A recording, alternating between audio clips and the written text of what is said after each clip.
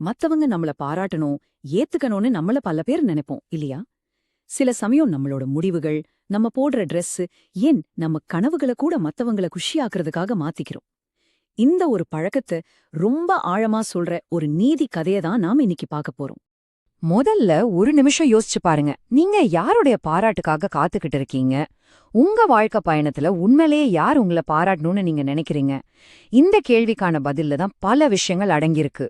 நம்ம பார்க்க போற இந்த கதை கத்துக் கொடுக்கற ஒரு சிம்பிளான பாடம் என்னன்னா, எல்லாரையும் திருப்திப்படுத்த நினைக்கிறது தோல்விக்கு ஒரு கேரண்டியான ரெசிபி மாதிரி.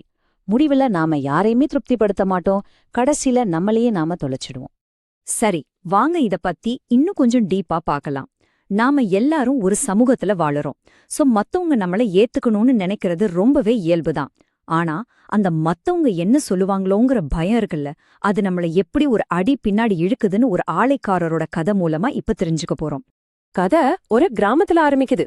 அங்க ஒரு ஆலைக்காரரும் அவரோட பையனும் இருக்காங்க. ஒரு நாள் வர குளிர்கால செலவுக்கு எப்படியாவது காசு ரெடி பண்ணணும்னு சொல்லி அவங்க கிட்ட இருந்த கழுதைய நகரத்து சந்தையில வித்திரலான்னு முடிவு பண்றாங்க. அவங்களோட பிளான் ரொம்ப சிம்பிள்.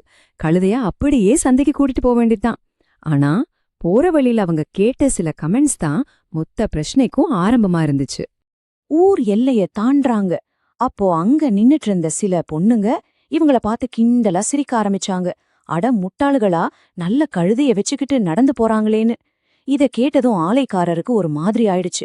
நம்மள முட்டாள்னு நினைக்க கூடாதுன்னு உடனே தன்னோட மகனை கழுத மேல ஏத்தி உட்கார வச்சுட்டு அவர் மட்டும் நடக்க ஆரம்பிச்சாரு. இந்த இடத்துல ஒரு வார்த்தைய நாம கவனிக்கணும். விமர்சனம், அதாவது கிரிட்டிசிசம். இது நம்மள சங்கடப்படுத்தும், சில நேரம் மனச காயப்படுத்தவும் செய்யும்.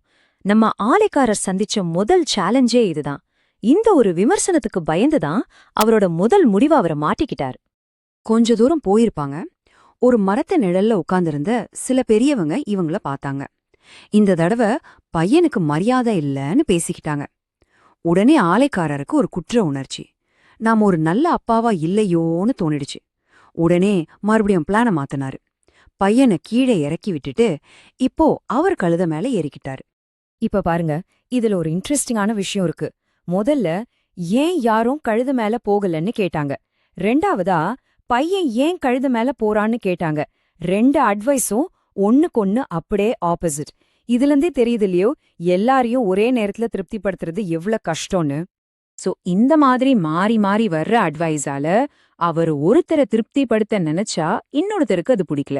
சரி, இதுக்கப்புறம் என்ன ஆச்சு வாங்க பார்க்கலாம். அடுத்ததா ஒரு கிணத்துக்கிட்ட தண்ணி எடுத்துட்டு இருந்த சில பெண்கள் இவரை பார்த்து, என்ன ஒரு சுயநலமான மனுஷன், சின்ன பையனை நடக்க விட்டுட்டு இவர் மட்டும் சவாரி பண்றாருன்னு பேசிக்கிறாங்க. இத கேட்டதும் ஆலைக்காரருக்கு ஒரே டயர்டு. என்ன பண்றதுனே தெரியாம சரி அவங்களையும் திருப்திப்படுத்திடலான்னு சொல்லி தன் மகனையும் கூப்பிட்டு கழுத மேல தன் கூடவே உட்கார வச்சுக்கிட்டாரு. இங்க நாம இன்னொரு முக்கியமான வார்த்தைய பார்க்கணும், கருத்து, அதாவது ஒப்பீனியன். இப்போலாம் சோஷியல் மீடியாவை திறந்தாலே தெரியுமே, ஒவ்வொருத்தருக்கும் ஒவ்வொரு கருத்து இருக்கும். ஆனா நம்ம ஆலைக்காரர் எது உண்மை எது சரின்னு யோசிக்காம மத்தவங்களோட கருத்துக்கள்ல கேட்டு கேட்டு தன் முடிவுகளை மாத்திக்கிட்டே இருந்தாரு. அப்பா பையன் 2 பேரும் கழுத மேல போயிட்டு இருக்காங்க. இத பார்த்து ஒரு வழி போக்குறவங்கள நிறுத்தி, உங்களுக்கு வெக்கமா இல்லையா, பாவம் அந்த வாயிலா ஜீவன் 2 பேரையும் தூக்கிட்டு எவ்வளோ கஷ்டப்படுதுன்னு சொல்றாரு. அப்போதான் ஆலைக்காரருக்கு ஒண்ணு புரிஞ்சுது. அடடா, நாம நடந்தாலும் தப்புங்கிறாங்க, பையன் போனாலும் தப்புங்கிறாங்க, நான் போனாலும் தப்புங்கிறாங்க, 2 பேரும் போனாலும் தப்புங்கிறாங்களே, அப்போ யாரோ ஒருத்தர் நம்மள குறை சொல்லிக்கிட்டே தான் இருப்பாங்கன்னு அவருக்கு உரைக்குது. மத்தவங்கள திருப்திப்படுத்தணும்னு நினைச்சு அவர் செஞ்ச காரியத்தோட விளைவு என்ன தெரியுமா? ஒரு பெரிய சோகத்துல போய் முடிஞ்சுது. வாங்க கதையோட கிளைமேக்ஸ பார்க்கலாம். எல்லாரையும் திருப்திப்படுத்த வேற வழியே இல்லேன்னு நினைச்ச ஆலைக்காரர் கடைசியா ஒரு வினோதமான, சொல்லப்போனா ஒரு முட்டாள்தனமான முடிவுக்கு வராரு. அவரும் அவரோட பையனும் சேர்ந்து கழுதைய ஒரு கம்பத்துல கட்டி தலைகீழா தூக்கிட்டு போலான்னு முடிவு பண்றாங்க. இதுதான் எல்லாரையும் சந்தோஷப்படுத்தும்னு அவர் நினைச்சாரு. இப்படி ஒரு விசித்திரமான காட்சிய பார்த்த ஊர் மக்கள் நகரத்து பாலத்துல கூடி இவங்கள பார்த்து கைதட்டி சிரிக்க ஆரம்பிச்சிட்டாங்க. அந்த பெரிய சத்தத்துல கழுத பயந்து போய் ஒரே உதறு, கட்டின கயரெல்லாம் அருந்துகிட்டு ஆழமான ஆத்துக்குள்ள விழுந்து தண்ணியோட தண்ணியா அடிச்சிட்டு போயிடுச்சு. பாத்தீங்களா, இதுதான் விஷயமே.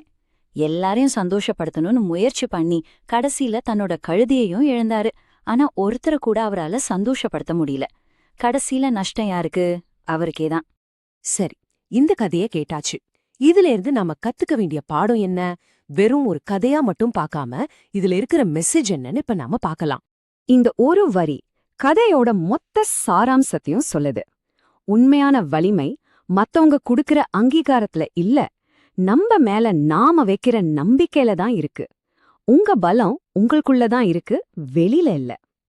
அந்த ஆளக்காரர்கிட்ட இல்லாம போன ஒரு விஷயம் இதுதான், தன்னம்பிக்கை. அவர் மேலேயே அவருக்கு நம்பிக்கை இல்ல. அதனாலதான் போற வர்றவங்க சொல்றதெல்லாம் கேட்டுட்டு தன்னோட வழிய மாத்திக்கிட்டே இருந்தாரு. சோ நீங்க இந்த கதையில இருந்து எடுத்துக்க வேண்டிய முக்கியமான டேக்குவே இதுதான். மத்தவங்க என்ன சொல்றாங்கன்றத நம்மால கண்ட்ரோல் பண்ண முடியாது.